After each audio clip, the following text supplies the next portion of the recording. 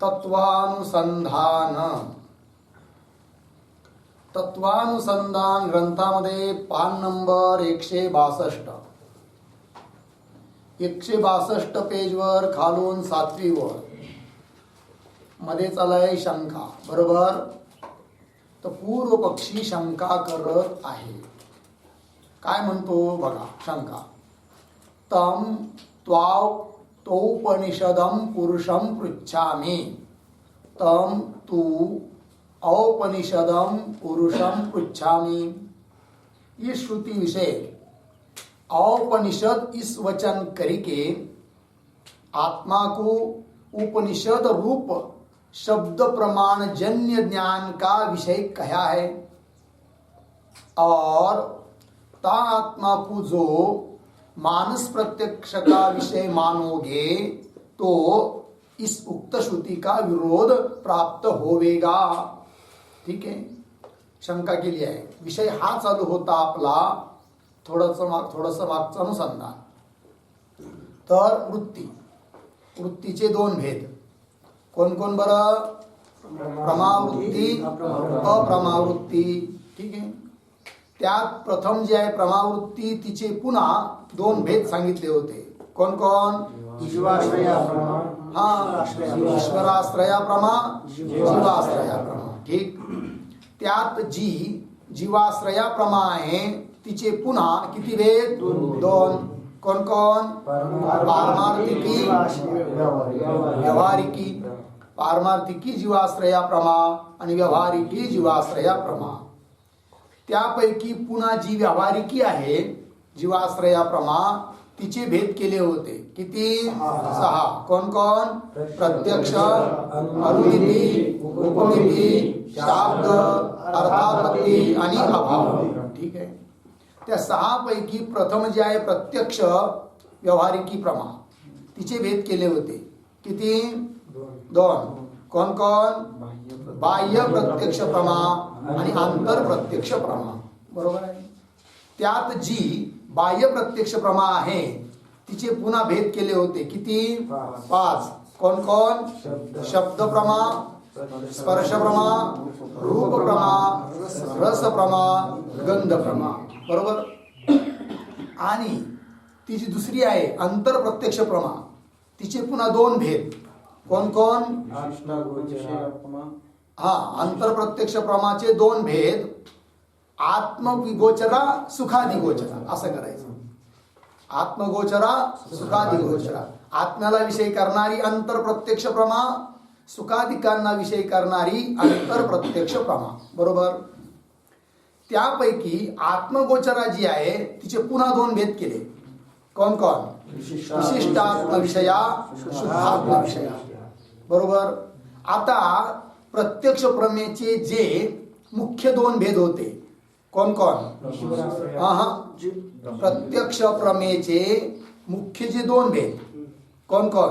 बाह्य प्रत्यक्ष प्रमा आंतर प्रत्यक्ष प्रमा. तर ती जी आंतर प्रत्यक्ष प्रमा आहे ना तिच्याविषयी चर्चा चालू आहे.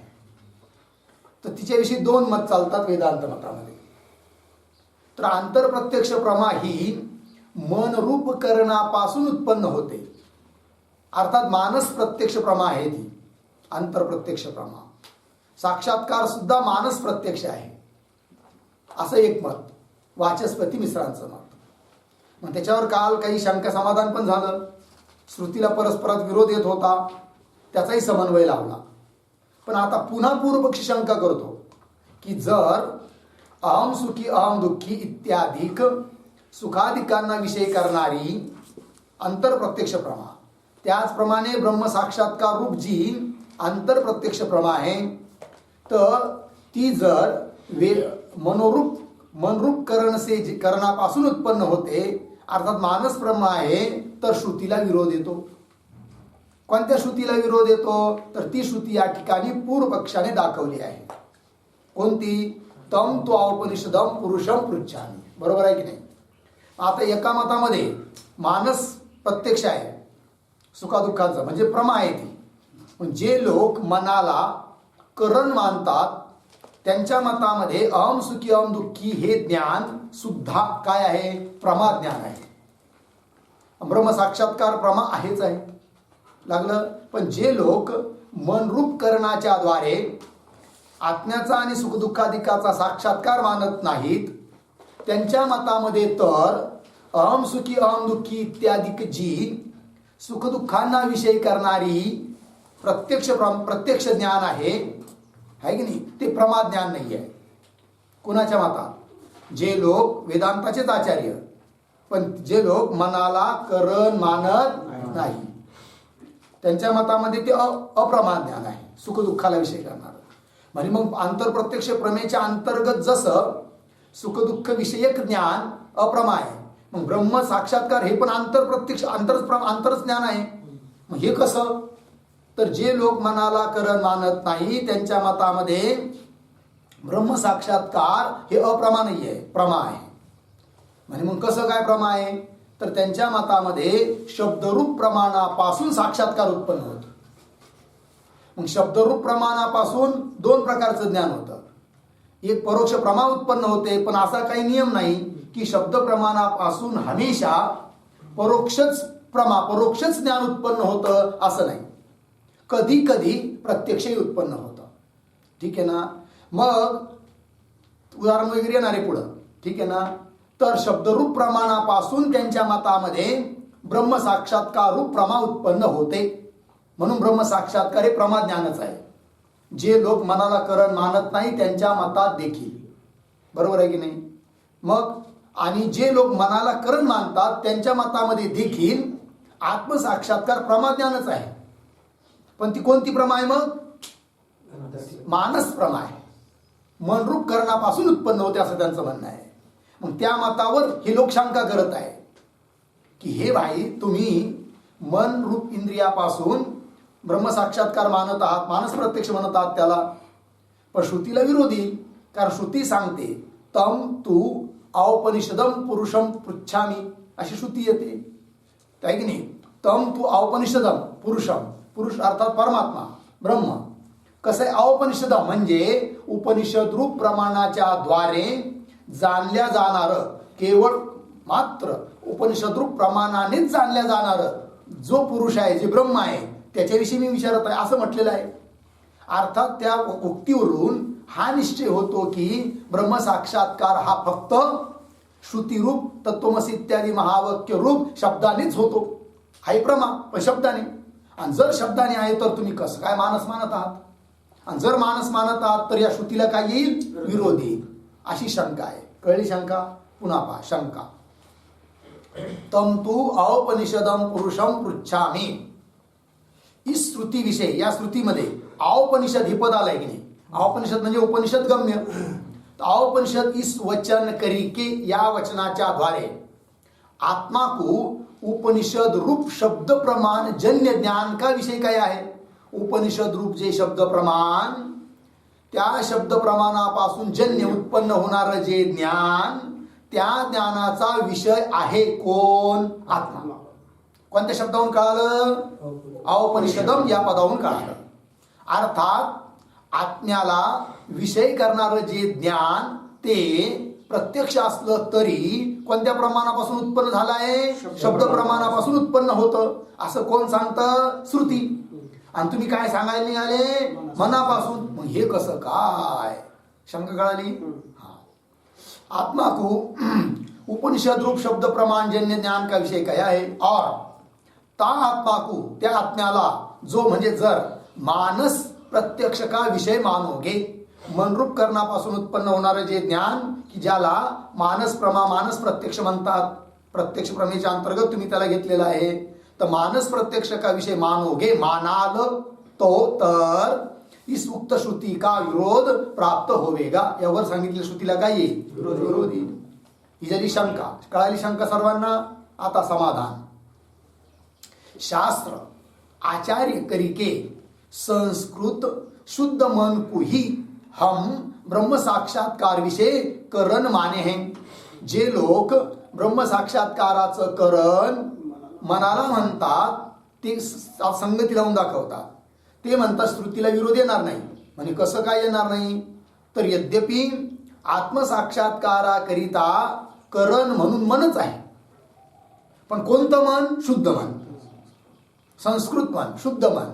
आणि त्या मनाला सहाय्यक आहे कोण? उपनिषद वाक्य. म्हणून म्हटलं गेलं त्या साक्षात्काराला काय? औपनिषदम पुरुषम. याचा अर्थ केवळ शब्दानेच ते ज्ञान होतं असं मात्र नाही, मनाने होतं. पण कोणत्या मनाने? शुद्ध मनाने, संस्कृत मनाने. कशाने संस्कृत झालेलं मन? आचार्य. शास्त्र दिले पंक्ती. शास्त्र आचार्य करिके संस्कृत. शास्त्र वेदांत शास्त्र. आचार्य गुरु यांनी वेदांत शिकवला किंवा यांची शास्त्राने सांगितलेल्यानुसार निष्काम कर्म, निष्काम उपासना याचं अनुष्ठान केलं, अंतःकरण शुद्ध झालं. आचार्य गुरूंची सेवा केली, त्यांनी वेदांताचा उपदेश केलेला ऐकला, तत्त्वमसी इत्यादी महावाक्याचा त्याचा विचार केला आणि त्यामुळे मनावर संस्कार झाले. मग त्यांच्याद्वारे संस्कृत जे मन त्या मनाने होतो काय? साक्षात्कार. परंतु ज्या मनाने साक्षात्कार होतो त्या मनाला संस्कारित करण्याकरिता आवश्यक आहे वेदांत, शास्त्र, उपनिषद, आचार्य. आणि म्हणून त्या साक्षात्काराला म्हटल्या गेलं काय? औपनिषद किंवा उपनिषद गम्य आहे की नाही, अशी संगती लावता येते. शास्त्र आचार्य करिके संस्कृत संस्काराने युक्त शुद्ध मन कुही हम ब्रह्म साक्षात्कार विषय करण माने लागलं याते. म्हणून ता मनकू उपनिषद रूप शास्त्र की अपेक्षा होणे ते. त्या मनाला अपेक्षा आहे मग कशाची? उपनिषद रूप शास्त्राची. जर उपनिषद रूप शास्त्र नसेल तर कितीही मन शुद्ध झालं तरी साक्षात्कार होणार नाही. ता मन को उपनिषद रूप शास्त्र की अपेक्षा होणे ते. ता औपनिषद श्रुती का विरोध होवे नाही. औपनिषद श्रुतीचा म्हणजे तम तू औपनिषदम पुरुषम पृच्छामी या श्रुती बरोबर विरोध येत नाही. औपनिषद श्रुती का विरोध होवे नाही लागली पंक्ती. परंतु ता उपनिषद रूप शब्द को मग म्हणे का हो एवढा सारा एवढा असं उद्योग केल्यापेक्षा सरळ सरळ उपनिषद रूप शब्दानेच आत्मसाक्षात्कार होतो, शाब्दी प्रमा आहे ती असं म्हणा ना. तुमचं काय जातं? का बरं तुम्ही मनाला करण मानून त्या आत्मसाक्षात्काराला मानस प्रत्यक्ष म्हणता? अशी काय करील कोणी त्यांच्यावर शंका. तर ते सांगतायत परंतु ता उपनिषद रूप शब्द को आत्मसाक्षात्कार विषय करणता नाही है. ठीक आहे ना? करणता कुणाला नाही? उपनिषद रूप शब्दाला आत्मसाक्षात्काराची करणता नाही. म्हणजे करण नाही कोण? उपनिषद रूप शब्द कुणासाठी? आत्मसाक्षात्कारासाठी है की नाही. कोण करण आहे? शुद्ध मन. ता उपनिषद रूप शब्द को आत्मसाक्षात्कार विषय करणता नहीं है किंतु ता शुद्ध मन को ही करणता है. कशाकरिता? आत्मसाक्षात्काराकरिता. म्हणजे आत्मसाक्षात्कारासाठी करण म्हणून कोण? शुद्ध मन. ता शुद्ध मन को ही करणता है. किंवा विशिष्ट आत्मा के साक्षात्कार विषय ता मन को करणपणा सिद्ध ही है नाही. विशिष्ट आत्म्याच्या साक्षात्कारासाठी तर मनाला कारण तुम्ही पण आणतातच म्हणी. कोण? जे लोक आत्मसाक्षात्कार शब्दरूप प्रमाणाने मानतात ते लोक सुद्धा विशिष्ट आत्म्याचा साक्षात्कार कुणाने मानतात? मनाने मानतात. मग आता बघा, एक वेळेस मन मानायचं करण म्हणून कशाकरिता? विशिष्ट आत्म्याचा साक्षात्कार होण्यासाठी. मग करण कोण? मन. आणि शुद्ध आत्म्याचा साक्षात्कार होण्यासाठी करण कोण? शब्द. असे दोन दोन प्रमाण तुम्हाला मानावं लागतात. गौरव दोष आहे. कशाला एवढं करता? सर्व ठिकाणी सरळ मानून घ्या ना. काय की आत्मसाक्षात्कार करायचा मग तो विशिष्ट आत्म्याचा असो की शुद्ध आत्म्याचा असो, करण कोण? मनच. सहाय्यक कोण? उपनिषद. झालं काम. किती सोपं आहे. कोण म्हणतात? जे लोक आत्मसाक्षात्काराचं करण मनाला मानतात ते बोलतायत. किंवा विशिष्ट आत्मा के साक्षात्कार विषय विशिष्ट आत्म्याचा साक्षात्काराकरिता साक्षात्कारामध्ये ता मन को करणपणा सिद्धही आहे मानतातच तुम्ही पण. याते म्हणून शुद्ध आत्मा के साक्षात्कार विषय भी शुद्ध आत्म्याचा साक्षात्कार करण्याकरिता देखील ता मन कुई करण मान्या चाहिए. करण कुणाला मानायला पाहिजे?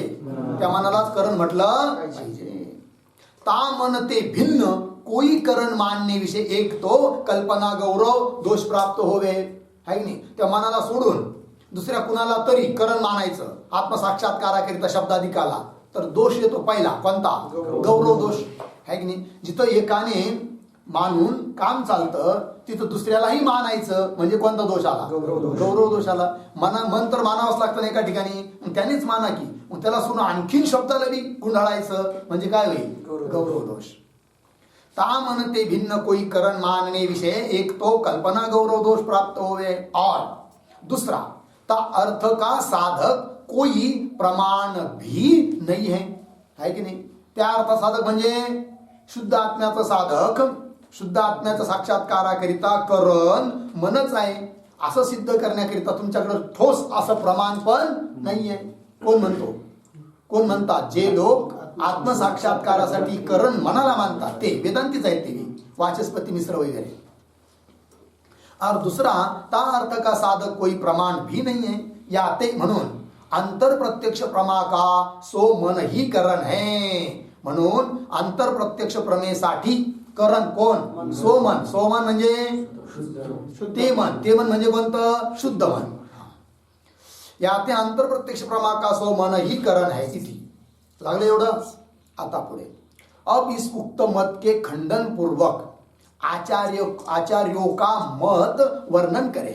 आतापर्यंत निरूपण झालं हे आत्मसाक्षात्काराला करण मन आहे असं म्हणणाऱ्याचं निरूपण झालं वाचस्पती मिश्राधिकांचं. वेदांताचेच ते मोठे आचार्य आहेत. परंतु पारंपरिक जे वेदांत शास्त्र आहे, आद्य जगद्गुरु शंकराचार्य महाराज वगैरे, त्यांनी तर आत्मसाक्षात्कारासाठी करण म्हणून कोण मानलं आहे? उपनिषद. म्हणून आचार्याच्या मताला घेऊन आता मनाला करण मानणाऱ्याचं काय करायचं? खंडन करायचं आहे. ठीक आहे.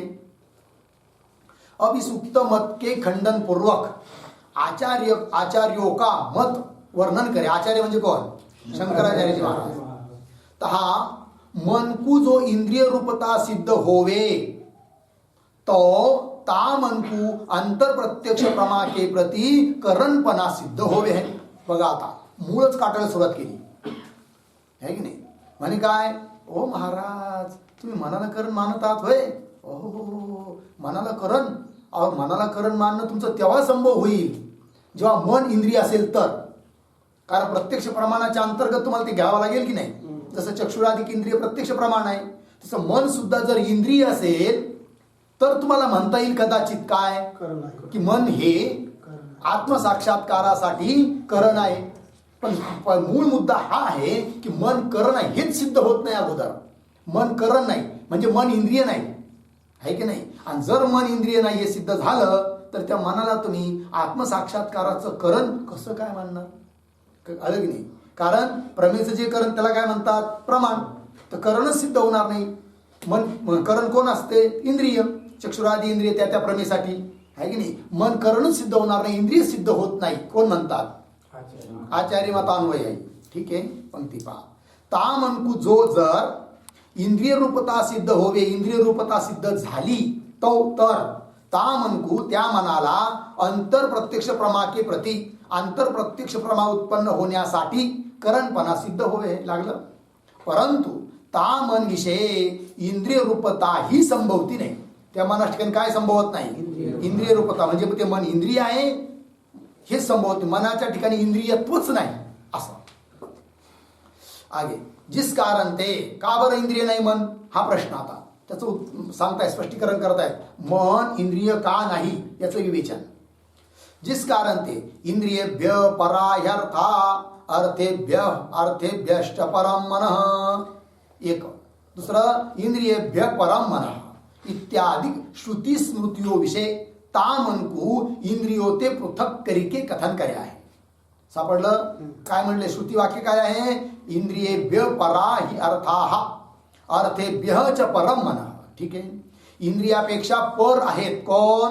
अर्थ. आणि अर्थापेक्षा पर आहेत कोण? मन. अर्थात इंद्रियापेक्षा पर झालं कोण? मन. लक्षात आलं की नाही? इंद्रियापेक्षा पर कोण आहे? अर्थ आहे की नाही? इंद्रिय झाले कोण? चक्षुराधिक इंद्रिय. त्याच्यापेक्षा पर आहे कोण? अर्थ. अर्थ म्हणजे कोण? विषय. विषय म्हणजे कोण? शब्द स्पर्श रूप रस गंध. ठीक. पण आता प्रश्न उपस्थित होईल कदाचित की इंद्रियापेक्षा शब्द स्पर्श रूप वगैरे पर कसं काय आहे? पर म्हणजे सूक्ष्म आहेत, व्यापक आहेत. कसं काय सूक्ष्म आणि व्यापक आहे बॉय विषय? तर इथं इंद्रियापेक्षा पर जे अर्थ आहे ना, तर अर्थ शब्दाने काय घ्यायचं? तन्मात्रा.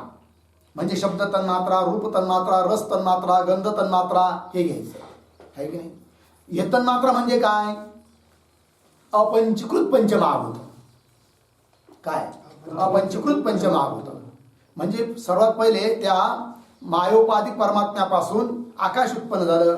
आकाश, वायू, अग्नी, जल, पृथ्वी उत्पन्न झाले तेव्हा ते कसे होते? अपंचीकृत म्हणजे स्वतंत्र होते. आणि जे स्वतंत्र होते ते सूक्ष्म होते, इंद्रियांना दिसत नाही. जेव्हा पंचीकरण होतं तेव्हा त्यांच्यात स्थूलता येते, आणि स्थूलता आल्यावर ते इंद्रियांना दिसतात.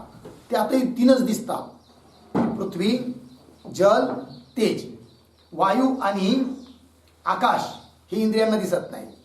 वायू फार तर वायूचा स्पर्श त्वग इंद्रियाला कळतो, किंवा समजा वायूचंही त्वग इंद्रियाने प्रत्यक्ष माना. आकाश तर इंद्रियाला प्रत्यक्ष होत नाही. बरोबर आहे की नाही.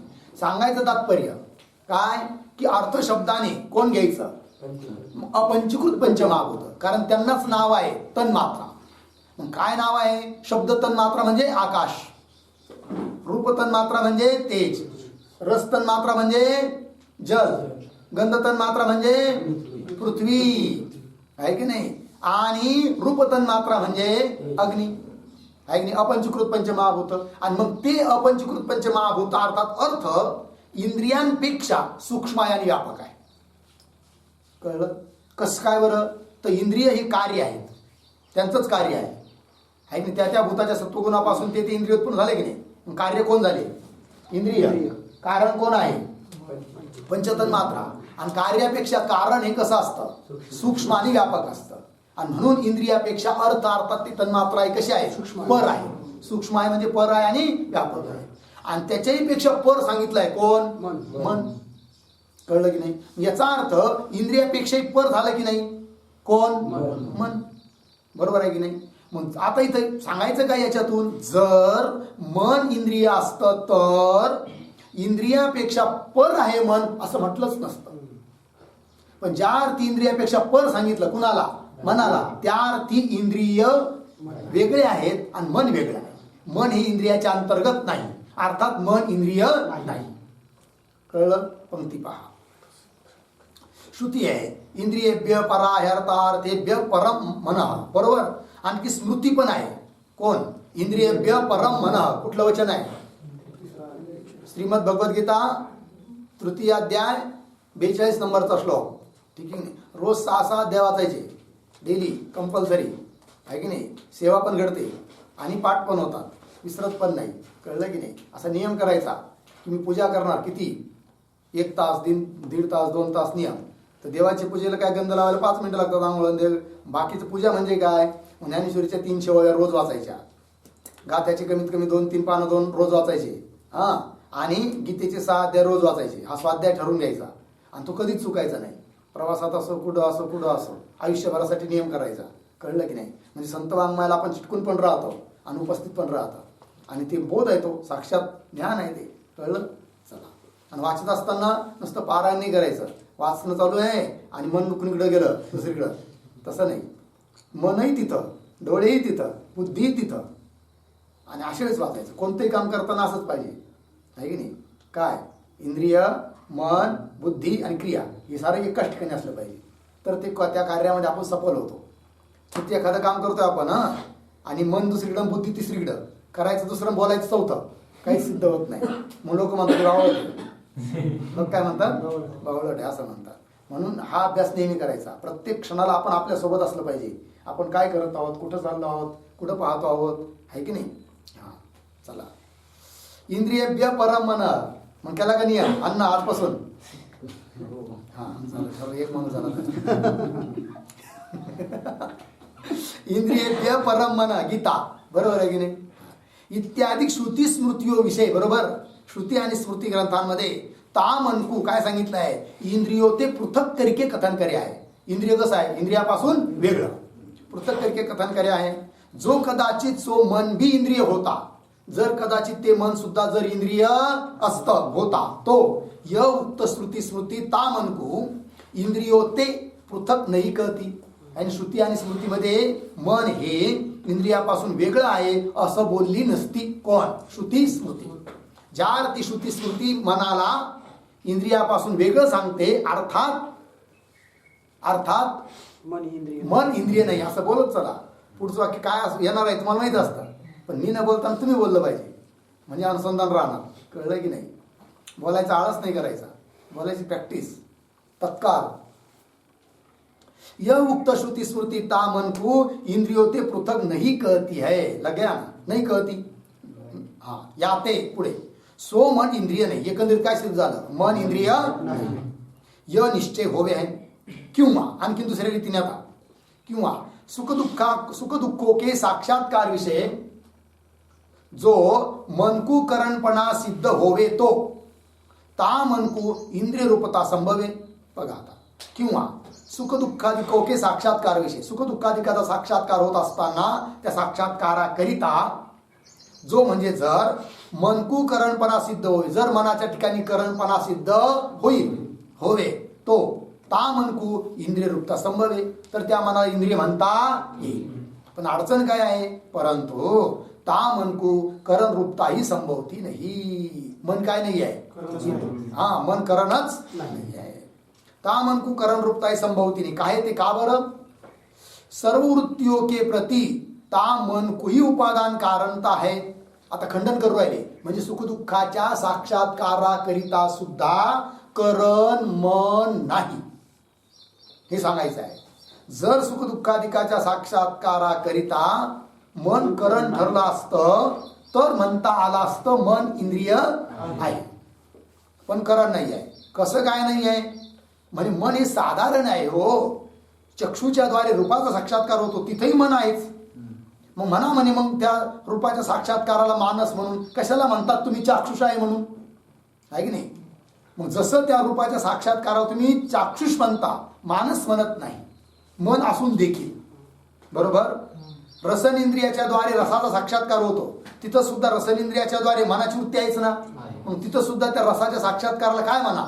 मानस. पण म्हणता का तुम्ही मानस? नाही. का बरं? मन तिथं नाही का? मग मन असून सुद्धा तिथं त्या साक्षात्काराला, रसाधिकाच्या साक्षात्काराला रासन प्रत्यक्ष म्हणता, मानस म्हणत नाही. तसं इथं सुद्धा आम्ही म्हणू सुखदुःखाचा साक्षात्काराच्या संबंधित जरी मनरूप वृत्ती असली तरी तो मानस नाही आहे. कळलं की नाही? चला पंक्ती पहा. परंतु ता मन को करण रूपताही संभवती नाही. काहे ते? का बरं? सर्व वृत्तियों के प्रति, साऱ्या वृत्तींकरिता ता मन को ही उपादान कारणता है. ते मनच उपादान कारण आहे सर्व वृत्तींसाठी. यह वार्ता पूर्व कथन करी आहे, मागे सांगितलं आहे. और जो पदार्थ जिस कार्य का उपादान कारण होवे है सो पदार्थ तिस कार्य का करण होता नहीं. आता प्रश्न मग म्हणे का हो? जर सर्व वृत्तीमध्ये मनच आहे की नाही? सर्व वृत्तियों के प्रति मनच उपादान कारण आहे की नाही? कार्य कोण? वृत्ती. उपादान कारण कोण? मन. कार्य कोण? वृत्ती. कोणती वृत्ती? सर्वच वृत्ती. घटाकार, रूपाकार, रसाकार, गंधाकार, सुखाकार, दुःखाकार, सर्वच वृत्ती. त्या वृत्तीचं उपादान कारण कोण आहे? मन आहे. बरोबर? मग आता मन करण नाही हे सिद्ध करायचं. बरोबर? कसं काय बरं? ते नियम दिले जाता इथं. काय ते? सर्व वृत्तियों के प्रति ता मन को उपादान कारणता यह वार्ता पूर्व कथन करिया है. और जो पदार्थ जिस कार्य का उपादान कारण होवे है, सापडलं का? सो पदार्थ तिस कार्य का करण होता नहीं. हा नियम.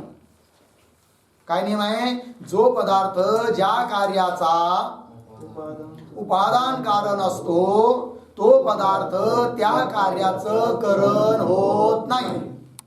बरोबर? उदाहरण, जो पदार्थ माती पदार्थ जिस कार्य का घट कार्य का उपादान कारण होवे, घटाचं उपादान कारण कोण आहे? माती. सो पदार्थ माती पदार्थ तिस कार्य का घट कार्य का करण होता नाही. घटाचं करण माती नाही, ठीक आहे ना? पटाचं करण तंतू नाही, कारण ते उपादान कारण आहे. जो उपादान कारण असतो तो कारण होत नाही. पंक्ती पहा पुढे. जैसे घट रूप कार्य के उपादान कारण रूप मृतिका को ता घट के प्रति करण रूपता नहीं है. सापडलं? जैसे घट रूप कार्य के, घट रूप कार्य म्हणजे घटाचं रूप आणि ते कार्य असं नाही. घटरूप कार्य म्हणजे घटात्मक कार्य, घट हेच कार्य, त्यासाठी उपादान कारण कोण आहे? माती. तर घटरूप कार्य के उपादान कारण रूप, उपादान कारण रूप म्हणजे उपादान कारण स्वरूप मृत्तिकाकू ता घट के प्रति करण रूपता नाहीये. घटासाठी करण नाही. कोण? माती. का? घटाचं असं नाही बोलायचं उपादान कारण, घटाचं उपादान कारण माती आहे म्हणून काय? घटासाठी करण माती नाही असं बोलायचं. बोलायचं आळस का बरं? पूर्ण वाक्यात बोलायचं. कळलं? शॉर्टकट नाही. किंतु मग म्हणे घटाचं करण कोण आहे? किंतु दंडादिकोकुही करण रूपता आहे. करण कोण आहे? दंड आहे की नाही? घटासाठी करण कोण आहे? दंड. साधक तमम करणम, दंड करण आहे. बरोबर आहे की नाही? हा. किंतु दंडादिकोकुही करण रूपता है. बरोबर. तैसे उदाहरण देऊन सांगितलं. नियम झाला मग पक्का. त्याप्रमाणे वृत्तीचं उपादान कारण कोण आहे? मन. मग सुखाकार वृत्ती ती तरी वृत्तीच ना. मग त्या वृत्तीचं उपादान कारण कोण आहे? मन. मग त्या सुखाकार वृत्तीसाठी मन करण होईल का? का बरं? का करण होणार नाही? मन हे त्या सुखाकार वृत्तीचं उपादान कारण आहे. आणि ज्या कार्यासाठी जे उपादान कारण असतं ते करण होत, ज्या कार्यासाठी ते करण होत नसतं. तैसे सर्व वृत्तियों के उपादान कारण रूप मन को ही. सर्व वृत्तीसाठी उपादान कारण कोण आहे? मन. तो मन को भी तीन वृत्तियों के प्रति करण रूपता संभवती नहीं. मन करण नहीं. ता करणता के असंभव हुए ता मन को इंद्रिय मानना व्यर्थ आहे. मन जर करणच होऊ शकत नाही तर मनाला इंद्रिय म्हणणं काय आहे? व्यर्थ आहे. तर दोन रीतीने खंडन केलं. एक तर श्रुती स्मृतीला घेऊन, ठीक आहे ना. दुसरी गोष्ट मन हे करण होत नाही आणि म्हणून त्याला इंद्रिय मानणं व्यर्थ आहे. बरोबर आहे की नाही? झालं एवढं. आता एक खंडन केलं. कोणी केलं खंडन? आचार्य मतानुयायी वाल्यांनी. ठीक आहे ना. कोणाचं खंडन केलं? जे लोक मनाला करण मानतात त्यांचं. बरोबर. पण तो तेही काही साधे नाही आहे. ते पुन्हा काय करतात? शंका. पंक्ती शंका. मन को जो इंद्रिय रूप नहीं मानोगे तो अंतर सुख दुःखादिकों के साक्षात्कार विषय अप्रमात्व ही प्राप्त होवेगा. शंका. काय म्हणतात ते? अरे भाई, अरे काय लावलंय तुम्ही हे? जर तुम्ही मनाला करण मानत नसाल तर तुमच्यावर लय मोठी आपत्ती. हा, काय आपत्ती आमच्यावर? सांगा बरं. सांगतात कोण? मनाला करण मानणारे. काय म्हणतात? की जर तुम्ही मनाला करण मानलं नाही, कुणाला म्हणतात? की जे लोक आत्मसाक्षात्काराचं करण शब्दाला मानतात, मनाला नाही, असे आचार्य मताचं अनुसरण करणारे जे वेदांताचे आचार्य आहेत, अनेक खूप सारे, त्यांना म्हणतायत कोण? मनाला करण मानणारे. काय? अहो, जर तुम्ही मनाला करण मानत नसाल तर सुखदुःखात एखादा जो साक्षात्कार म्हणजे प्रत्यक्ष, सुखाचा प्रत्यक्ष, दुःखाचा प्रत्यक्ष, मग त्याला तुम्हाला प्रमा म्हणता येणार नाही. कारण ते ज्ञान ज्याच्यापासून उत्पन्न होतं मनापासून, तेच करण नाहीये. त्याला तुम्ही प्रमाण मानायला तयार नाहीये, तर सुखदुःखाचं ज्ञान हे प्रमा होणार नाही, मग अप्रमा ठरेल. आता काय करशाल? कळलं? पंक्ती पहा. मन को जो म्हणजे जर इंद्रिय रूप नाही मानोगे, म्हणजे मनाला जर तुम्ही इंद्रिय म्हणत नसाल तर नाही मानोगे तो अंतर म्हणजे आतल्या शरीराच्या आत सुख दुःखादिकों के साक्षात्कार विषय, सुख दुःखादिकाचा साक्षात्कार होण्यामध्ये, साक्षात्काराच्या बाबतीत अप्रमात्वही प्राप्त होवेगा. म्हणजे सुखदुःखाच्या साक्षात्काराला, सुखदुःखादिकाच्या प्रत्यक्षाला अप्रमा म्हणावं लागेल तुम्हाला. प्रमा म्हणता येणार नाही. समाधान उत्तर देत आहेत. सुख दुःखादिकों का साक्षात्कार कोई प्रमाण करके जन्य है नहीं. याते ता साक्षात्कार विषय अप्रमापणा हमारे को अंगीकार ही है. समजलं? म्हणजे काहीच नाही येत. काय अवघड आहे मग? ते आम्हाला मान्यच आहे. कोणती गोष्ट? की सुख दुःखाचा साक्षात्कार काय आहे? अप्रमा आहे की नाही? अगोदर सांगितलं होतं मी की जे लोक काय मनाला करण मानत नाही, त्यांच्या मतानुसार अहम सुखी अहम दुःखी इत्याकारक जो सुख दुःखाचा साक्षात्कार रूपवृत्ती ती कशी आहे? अप्रमा आहे. आणि जे लोक मनाला करण मानतात त्यांच्या मतानुसार मात्र प्रमा आहे. बरोबर? हे झालं सुख दुःखाच्या साक्षात्काराच्या बाबतीत. एका मतानुसार अप्रमा, एका मतानुसार प्रमा. आता राहिला आत्मसाक्षात्कार, त्याच्या बाबतीत काय? त्याच्या बाबतीत मात्र मतभेद नाहीये. मतभेद आहे कोणत्या अंशात नाही ते पण सांगतो.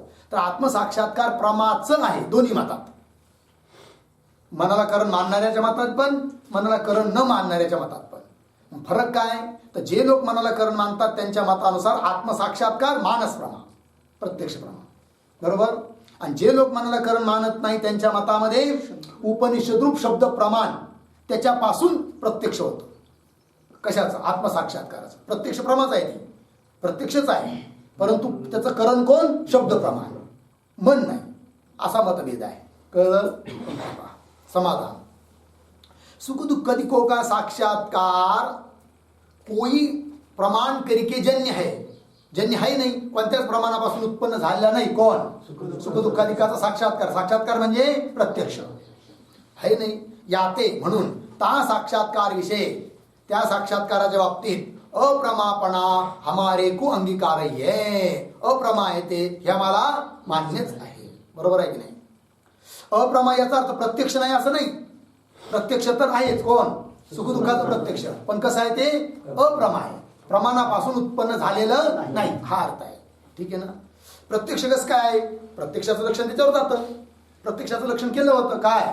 अबाधित योग्य वर्तमान विषय चैतन्य भिन्न प्रमाण चैतन्यम. प्रत्यक्ष प्रमा हे तर सुख दुःखावर जातच.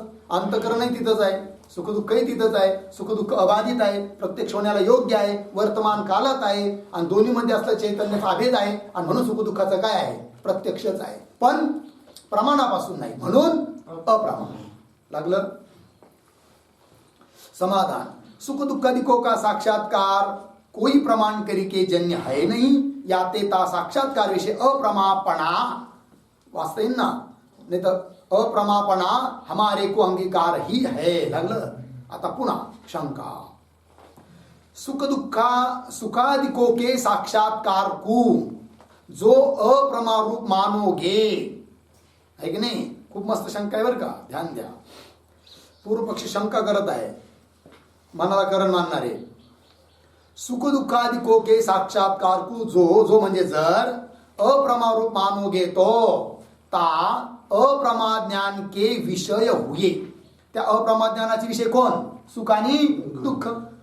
ता म्हणजे त्या अप्रमा ज्ञान के अप्रमा ज्ञानाचे विषय हुए, विषय झालेले ते सुख दुःखाधिक. बरोबर आहे का?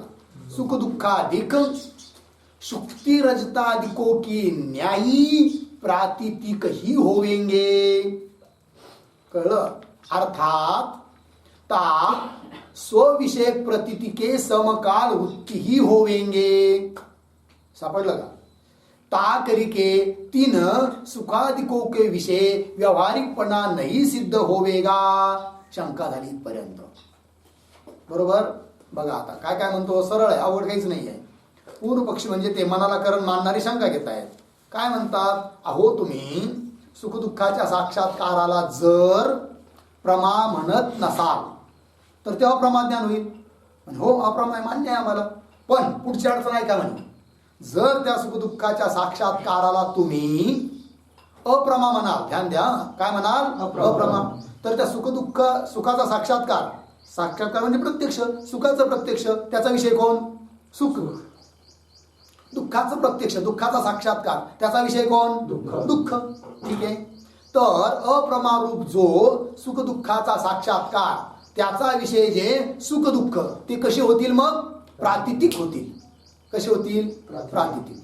अप्रमा मांडलं तर म्हणजे कसं काय बरं? उदाहरण, ज्याप्रमाणे शुक्तीवर प्रतीत होणारं रजत, त्या रजताचं ज्ञान होतं की नाही? रजताचं जे ज्ञान उत्पन्न झालं, इदम रजतम, ते ज्ञान प्रमा का अप्रमा? अप्रमा आहे. मग अप्रमा ज्ञान असं जे कोणतं? इदम रजतम. त्या इदम रजतम ह्या अप्रमा ज्ञानाचा विषय कोण? रजत. ते रजत कसं आहे? प्रातिथिक आहे. प्रातिथिक म्हणजे काय? प्रतीती कालातच त्याला सत्ता आहे. जोपर्यंत त्याचं ज्ञान आहे तोपर्यंत त्याला सत्ता. ज्ञान गेलं, सत्ता नाही. तुम्ही गेलात, उचलून पाहिलं, शुक्ती, तर शुक्ती हे ज्ञान झाल्यावर इदम रजतम हे ज्ञान राहिलं का? नाही. ज्ञान राहिलं नाही, रजत पण राहिलं नाही. मग रजत कसं झालं? प्रातिथिक. प्रतिती कालापुरतीच त्याला सत्ता. बरोबर. त्याप्रमाणे जर तुम्ही सुखदुःखाचा साक्षात्कार अप्रमा आहे असं म्हणाल, तर अप्रमा रूप जो सुखदुःखाधिकाचा साक्षात्कार, त्या साक्षात्काराचा विषय जे सुखदुःख ते सुद्धा रजताधिकाप्रमाणे प्रातिथिक होतील. कोण म्हणतो? पूर्वपक्षी. प्रातिथिक होतील. मग जर हो मानू आम्ही प्रातिथिक, आणि जर का तुम्ही त्यांना प्रातिथिक मानाल, प्रातिथिक म्हणजे प्रतिती कालातच त्याची सत्ता मानाल, तर ते व्यावहारिक आहे हे सिद्ध होणार नाही. कळलं? कारण व्यावहारिक जे घटापटादी पदार्थ आहेत त्यांना प्रातिथिक सत्ता थोडी आहे, अन्य कालात ती सत्ता आहे. बरोबर आहे की नाही? आणि सुखदुःखाला सुद्धा जर तुम्ही प्रातिथिक म्हणाल तर ती व्यावहारिक आहे हे सिद्ध होणार नाही. बरोबर. हा पंक्ती पहा. ता अप्रमा ज्ञान के विषय हुए ते सुख दुःखाधिक शुक्ति रजताधिको की न्यायी, म्हणजे शुक्ति रजताधिकाप्रमाणे रज्जु सर्पाप्रमाणे प्रातिथिक ही होवेंगे. अर्थात ता स्वविषयक प्रतितिके समकाल वृत्ती होवेंगे. प्रातिथिक शब्दाचा अर्थ आहे, प्रातिथिक म्हणजे काय? स्वविषयक प्रतितिके समकाल वृत्ती. काय? स्वविषयक प्रतितिके समकाल वृत्ती म्हणजे प्रातिथिक. ध्यान द्या. स्व उदाहरण रजत, स्व रजत आहे नाही, स्वविषयक प्रतिती. हा स्व रजत, स्व रजत, स्वविषयक प्रतिती. प्रतिती म्हणजे ज्ञान. तर रजत विषयक ज्ञान. प्रतिती म्हणजे ज्ञान. कोणतं ज्ञान? रजत विषयक ज्ञान. त्याचा आकार इदम रजतम आहे की नाही? तर प्रतितिके समकाल म्हणजे त्या ज्ञानाच्या समकालात, म्हणजे ते ज्ञान आहे तोपर्यंतच राहणं, याला म्हणायचं काय? काय? प्रातिथिक आहे की नाही? थोडक्यात काय? ज्ञानात जोपर्यंत ज्ञान आहे तोपर्यंतच त्याचा विषय राहणं, याला म्हणायचं प्रातिथिक. बरोबर. पुन्हा पहा. अर्थात ता स्वविषयक, स्व सर्प, स्वविषयक सर्प विषयक प्रतिती, स्वविषयक प्रतिती सर्प विषयक प्रतिती. सर्प आहे विषय ज्याचा अशी प्रतिती, त्याचा आकार अयम सर्प. अयम सर्प. जोपर्यंत अयम सर्प असं ज्ञान आहे तोपर्यंतच सत्ता आहे, वृत्ती आहे, राहणं आहे. कुणाचं? सर्पाचं. ज्ञान गेलं, सर्प गेला. अर्थात तो सर्प कसा झाला? प्रातिथिक. कळलं? पंक्ती पहा. अर्थात ता स्वविषयक प्रतितिके समकाल वृत्ती होवेंगे. ता करके मग कदाचित समजावता हे म्हणतील हा मानू आम्ही सुखदुःख सुद्धा रजताधिकाप्रमाणे प्रातिथिक आहे. तर पुढच्या पत्ती ता करके तीन सुख दुःखाधिको विषय व्यावहारिकपणा नाही सिद्ध होवेगा. जर त्या सुखदुःखाला तुम्ही प्रातिथिक म्हणायला निघालात तर काय होईल? ती व्यावहारिक आहे हे सिद्ध होणार नाही. मग आता बघा बरं, त्या सुखदुःखाला तुम्हाला व्यावहारिकपणा मानणं योग्य आहे की नाही? बोला. हो म्हणे मान्य आहे, व्यावहारिकपणा पाहिजेच त्या ठिकाणी, व्यवहारात आहे ते आहे की नाही? मग एक काम करा, सुखदुःखाधिकाच्या ठिकाणी व्यावहारिकपणा व्हावा असावा असं तुम्हाला जर वाटत असेल तर त्या सुखदुःखाला तुम्ही मानू नका. कसं? प्रातिथिक. काय मानू नका? प्रातिथिक. आणि ते प्रातिथिक राहू नये असं जर तुम्हाला वाटत असेल तर त्या सुखदुःखाला विषय करणारं जे ज्ञान त्याला तुम्ही म्हणू नका. काय? अप्रमा. काय म्हणू नका? अप्रमा म्हणू नका. आणि त्याला अप्रमा म्हणू नये असं जर तुम्हाला वाटत असेल तर त्या सुखदुःखाधिकाच्या साक्षात्काराला तुम्ही माना करणजन्य. मग त्याचं करण कोण? मन.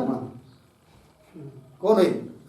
बरोबर आहे की नाही? आणि म्हणून मनाला करण माना. आणि जर का तुम्ही मनाला करण मानलं तर मन झालं इंद्रिय आहे की नाही? अर्थात इंद्रियजन्य मनजन्य झाला तो साक्षात्कार सुखदुःखाचा. सुखदुःखाचा साक्षात्कार जर मनजन्य होतो तर आत्मसाक्षात्कार सुद्धा मनजन्य होईल. काय अडचण आहे तुम्हाला? कळलं की नाही? पण ती लक्षात आला का विषय? हा काय काय अप्रमा मानलाय त्यांनी कशाला? सुखदुःखाधिकाच्या साक्षात्काराला. सुखदुःखाच्या साक्षात्काराला अप्रमा मानलं तर काय झालं? त्याचे विषय सुखदुःख प्रातिथिक झाले. सुखदुःख जर प्रातिथिक झाले तर ती व्यावहारिक ठरत नाही. आणि व्यावहारिक मानलं तर तुम्हाला इष्ट नाही. मग सुखदुःखाला व्यावहारिक मानावं असं जर तुम्हाला वाटत असेल तर हा काय म्हणू नका त्याला, व्यावहारिक सुखदुःखाला व्यावहारिक मानावं असं तुम्हाला वाटतं की नाही? मग सुखदुःख व्यावहारिक असावे असं जर तुम्हाला वाटत असेल तर ते सुखदुःखाधिक काय अप्रमाद ज्ञानाचे विषय मानू नका. काय मानू नका? अप्रमाद ज्ञानाचे विषय मानू नका. आणि अप्रमाद ज्ञानाचे विषय जर मानायचे नसेल तर प्रमा मानावं लागतील. आणि प्रमा मानायचं ठरवलं तर तुम्हाला त्याचं करण मानावं लागेल. मन आहे की नाही असं त्यांचं म्हणणं आहे. लक्षात आलं? शंका झाली. आता समाधान. सुख दुःखादिको का साक्षात्कार अप्रमारूप ही होवे है प्रतिज्ञा वाक्य. कळलं की नाही? काय सांगितलं यांनी? सुख दुःखाचा साक्षात्कार म्हणजे प्रत्यक्ष कसं आहे ते अप्रमारूपच आहे, प्रमाणापासून उत्पन्न होतच नाही. याच्यावरून आम्हाला मनाला करण म्हणायचंच नाही आहे. आता पुढची जी आपत्ती दिली त्याचं बघतो ना मी काय करायचं आहे की नाही. अगोदर मूळ मुद्दा तर तुमचा रोखला ना. काय की मन साक्षात्कार काय नाही अप्रमाण आहे. म्हणजे अप्रमाण आहे तर त्या सुखदुःख साक्षात्काराचे विषय सुखदुःख हे प्रातिथिक ठरतील. हा मान्य आहे मला, प्रातिथिकच आहे रे. काय म्हणतील? प्रातिथिक. प्रतिथिकाला तर सत्ता आहे ना त्यांना. ते असं आहे का सुखदुःखाचं ज्ञान गेलं तरी सुखदुःख राहील तुमच्या हृदयात? असं आहे का? जोपर्यंत तुम्हाला ज्ञान आहे सुखाचं दुःखाचं तोपर्यंतच ते आहे ना. प्रातिथिकच आहे. अहो म्हणजे मग ते जर प्रातिथिक आहे तर ते व्यावहारिक ठरणार नाही. ही नापत्ती सांगते ते एक एक करून. समाधान. सुख दुःखादिको का साक्षात्कार अप्रमारूप ही होवे आहे. लागलं? या कारण ते म्हणून अंतकरण तथा ताके धर्म सुख दुःखाधिक शुक्ती रजत की न्यायी प्रातिथिक ही होवे हे पण मान्य केलं. अप्रमा आहे त्याच्याविषयी सुख दुःखाधिक प्रातिथिक आहे हे पण मान्य केलं. प्रातिथिक आहे म्हणजे काय? प्रतिथिकालातच त्यांना सत्ता आहे, स्वीकार आहे. अंतकरण तथा अंतकरण के धर्म. अंतकरण धर्म कोण? सुख दुःखाधिक. सुख दुःखाधिक शुक्ती रजत की न्यायी. जसे शुक्ती रजताधिक प्रातिथिक आहे, प्रतिती मात्र त्यांना सत्ता आहे, त्याप्रमाणे प्रातिथिकही होवे. लागलं? और पुढं व्यावहारिक होवे नाही हे पण मान्य केलं. काय म्हणला होता तो? की व्यावहारिक होणार नाही. म्हणजे काय करायचं व्यावहारिक म्हणून? व्यावहारिक कोणती गोष्ट नाहीच आमच्या दृष्टीने. व्यावहारिक पण नाहीये तर नाहीये. कळलं की नाही? कोण? सुख दुःख. पंक्ती पहा. व्यावहारिक होवे नाही, व्यावहारिक पण ते नाही आहेत. लागलं? प्रातिथिक आहे म्हणजे प्रातिभासिकच आहे, कल्पितच आहे. आमच्या दृष्टीने ब्रह्मभिन्न सारच कल्पित आहे. तर सुख दुःख काय कल्पित नाही का? प्रातिथिकच आहे, प्रातिभासिकच आहे. कळलं? काय त्याला व्यावहारिक म्हणून चाटायचं आहे आम्हाला? आमच्या दृष्टीने एकच सत्ता आहे. कोणती? सर्व प्रातिभासिकच आहे. कळलं? चला. व्यावहारिक होवे नाही. आता पुन्हा तो शंका करतोय. कोण? पूर्वपक्षी. काय म्हणतो पहा शंका. सुख दुःखादिकों जो प्रातिथिक मानोगे तो तीनों को हर्ष शोकादिरूप अर्थ क्रिया का जनकपणा नहीं होवेगा. दुसरी आपत्ती आता है की नाही? हे सारे मान्य केले की नाही? यांनी सारं मान्य केलं. आता त्याचं काही दान शिजाना कुणाची? पूर्वपक्षाची, मनाला करण म्हणणाऱ्याची. म्हणजे आता वेगळ्या अंगाने युक्ती लढवतात. कळलं की नाही? अशी युक्ती प्रवृत्ती आली पाहिजे आहे की नाही? शंका काय म्हणतात पहा. सुख दुःखादिको जो प्रातिथिक मानोगे. म्हणजे जर तुम्ही सुख दुःख हे प्रातिथिक आहे असं जर तुम्ही म्हणत असाल तर तीनों को सुख दुःख को हर्ष शोकादिरूप अर्थ क्रिया का जनकपणा नहीं होवेगा. बघा, सुख झाल्यावर माणसाला हर्ष म्हणजे आनंद, थोडासा खुशी होते की नाही? आहे की नाही?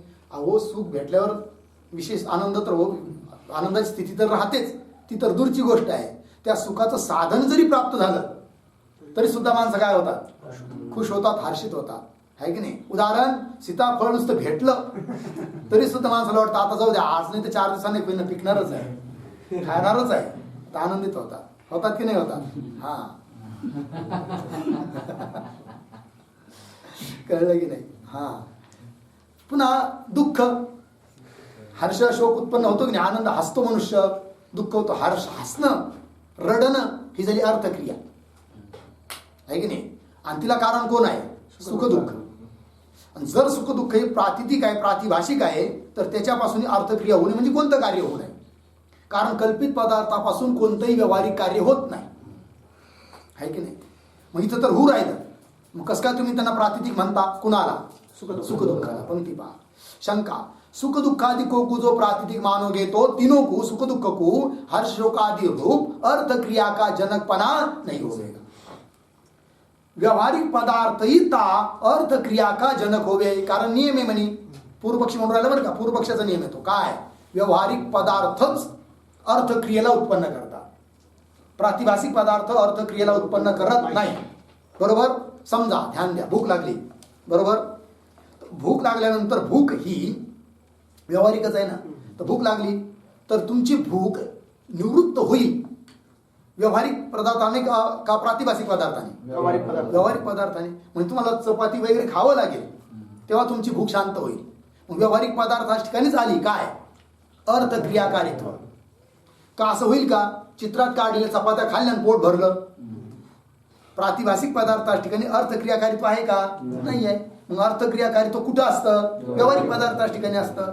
आणि हसणे रडणे रूप अर्थ क्रियाकारित्व सुख दुःखाच्या ठिकाणी आहे की नाही? म्हणजे सुख दुःख झाल्यावर मनुष्य हसतो मोठ्या मोठ्याने, रडतो, अर्थ क्रियाकारित्व आहे की नाही? आणि म्हणून जर हर्ष शोक इत्यादिक अर्थ क्रिया घडते सुख दुःखापासून, आणि म्हणून तुम्ही सुख दुःखाला व्यावहारिक माना, प्रातिभासिक मानू नका, प्रातिथिक मानू नका. कोण म्हणतो? पूर्वपक्षी. आहे की नाही? पंक्ती पहा. व्यावहारिक पदार्थ ही ता अर्थ क्रिया का जनक होवे लागलं. आता उत्तर देतो समाधान.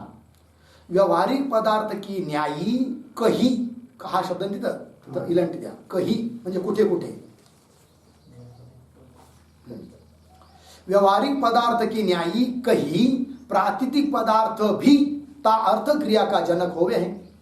बघा सिद्धांती काय सांगतात आता उत्तर देणारे, अरे बाबा काय व्यावहारिक पदार्थाच्या ठिकाणीच फक्त अर्थक्रियाकारित्व असतं हे तुला कोणी सांगितलं? हा तुझा नियमच चुकीचा आहे. असे तुला आम्ही कितीतरी उदाहरण दाखवून देतो की प्रातिभासिक पदार्थांच्या ठिकाणी सुद्धा आहे काय, अर्थक्रियाकारित्व. आणि जर प्रातिभासिक पदार्थाच्या ठिकाणी प्रातिथिक पदार्थाच्या ठिकाणी सुद्धा अर्थक्रियाकारित्व होऊ शकतं, तर सुखदुःखाच्या ठिकाणी सुद्धा प्रातिथिक मानूनही अर्थक्रियाकारित्व का होणार नाही? अर्थात अर्थक्रियाकारित्व आहे, तरी पण ते व्यावहारिक नाही, अपितु प्रातिथिकच आहे. कोण? सुखदुःख. सुखदुःखाला व्यवहार म्हणजे अर्थक्रिया त्यांच्याकडून होते म्हणून त्यांना व्यावहारिक म्हणत बसण्याची गरज नाही. प्रातिथिक असून सुद्धा त्यांच्या ठिकाणी आहे काय, अर्थक्रियाकारित्व. कारण अर्थक्रियाकारित्व फक्त व्यावहारिक पदार्थाच्या ठिकाणीच असतं असा काही नियम नाही आहे. मग प्रातिभासिक पदार्थाच्या ठिकाणी सुद्धा असतं काय, अर्थक्रियाकारित्व. म्हणजे कसं काय असतं? उदाहरण दाखवा की प्रातिभासिक पदार्थ आहे त्याच्याकडून काहीतरी अर्थक्रियाकारित्व घडलं, दाखवा. सांगतायत काही म्हटलंय बरं का, कुठं कुठं, सर्व ठिकाणी नाही. आणि जर तुम्ही सर्व ठिकाणी म्हणलं असतं तर मग म्हणलं असतं तुम्ही काय चित्रात चपात्या घालून माझं पोट भरायला पाहिजे, असं होतं का? नाही. पण कुठं कुठं प्रातिभासिक पदार्थाला सुद्धा आहेच ना काय, अर्थक्रियाकारित्व. उदाहरण, सर्प पाहिल्याबरोबर मनुष्याला भीती वाटली. भीती वाटणं काय, अर्थक्रिया आहे. कोणामुळे झाली? प्रातिभासिक सर्पामुळे झाली. झाली की नाही? हा पंक्ती पहा. समाधान. व्यावहारिक पदार्थ की न्यायी कही प्रातिथिक पदार्थ भी ता अर्थ क्रिया का जनक होवे है. लागलं? जैसे उदाहरण, प्रातिथिक शुक्ति रजत इस पुरुष के प्रवृत्ति रूप अर्थ क्रिया का जनक होवे है की नाही? बघितलं की नाही कधी रजत? शुक्तीवर रजत पाहिलं आहे? वाळवंटात गेल्यावर दिसतं ते विशेष रूपाने, चंद्रभागेत गेल्यावर, दुपारच्या वेळेस आंघोळीला गेल्यावर, आहे की नाही?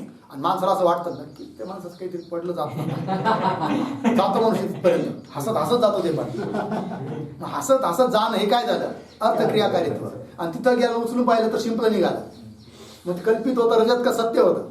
व्यावहारिक होतं का प्रातिभासिक होतं? प्रातिभासिक होतं, तरी त्याच्याकडून अर्थक्रिया घडली की नाही? मग प्रातिभासिक पदार्थाच्या ठिकाणी सुद्धा कधी कधी अर्थक्रियाकारित्व असतं की नाही? असतं. मग